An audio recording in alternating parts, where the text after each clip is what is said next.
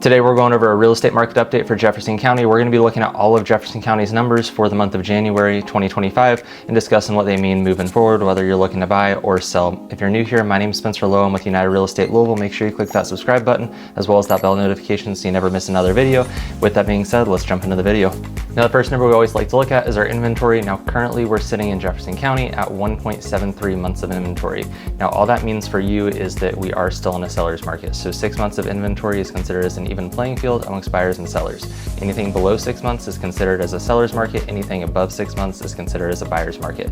With that being said, currently sitting at 1.73 months of inventory, we're just shy of 2 months of inventory, which means we need about 3 times the inventory before we get into an even playing field amongst buyers and sellers. Now, our days on market is the second number we're going to look at, and all this is from the time a house is listed to the time they accept a contract. How many days does it typically sit? Now, the median days on market in Jefferson County in January was 21 days.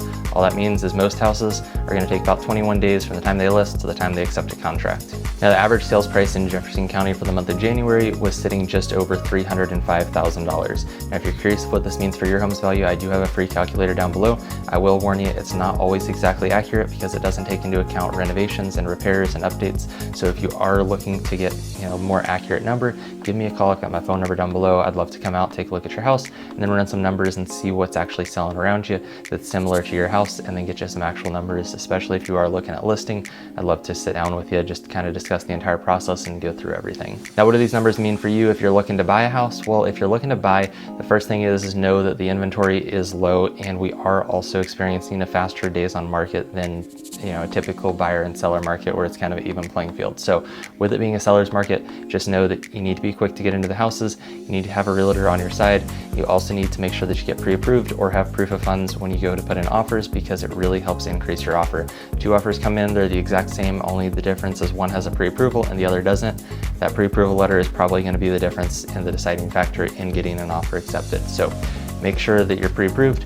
Sit down with an agent earlier in the process, discuss the entire buying process, get all your questions answered up front, and then also make sure that you're quick to get into the houses. So when they are listed, you're the first one in the door, and make sure that you can kind of have a flexible schedule to get in quicker, because the quicker you get in, the quicker you write an offer, and the quicker you get it accepted, the less competition you're going to have with other buyers that are also after that same house. Now, if you are looking at selling in today's market, just know that yes, we are still in a seller's market, but that doesn't necessarily mean that you can just put it on the market for 10 times the value and expect to get it.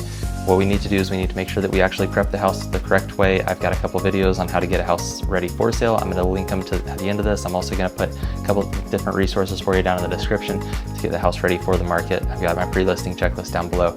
The second thing is make sure that you've got an agent that's going to actually advertise it.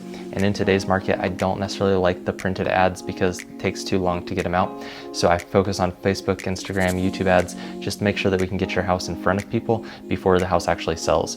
And then the third thing is make sure that when we actually list it, we're flexible on getting people in and out of it, because let's be honest, if people want to come see it on a Thursday night, make sure that we can actually clear out of the house and give them their showing, maybe go have dinner and just let the people actually see it, because sometimes if we reject a showing, that buyer is going to go to the next door neighbors, see that, and they're going to buy that. Even though they liked your house better or thought they would like your house better, they're still going to go start looking at other houses. So make sure that when somebody asks to see the house, that we can actually get them in a timely manner. If you made it to this point in the video, I do have a handful of things for you. Down below, I've got my pre-listing checklist, my seller's guide, my buyer's guide, as well as that home evaluation tool that we talked about earlier.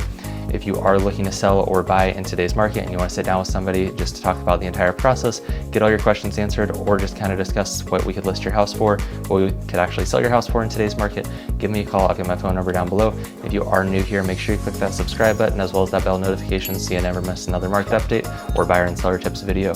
With that being said, I'll see you next month.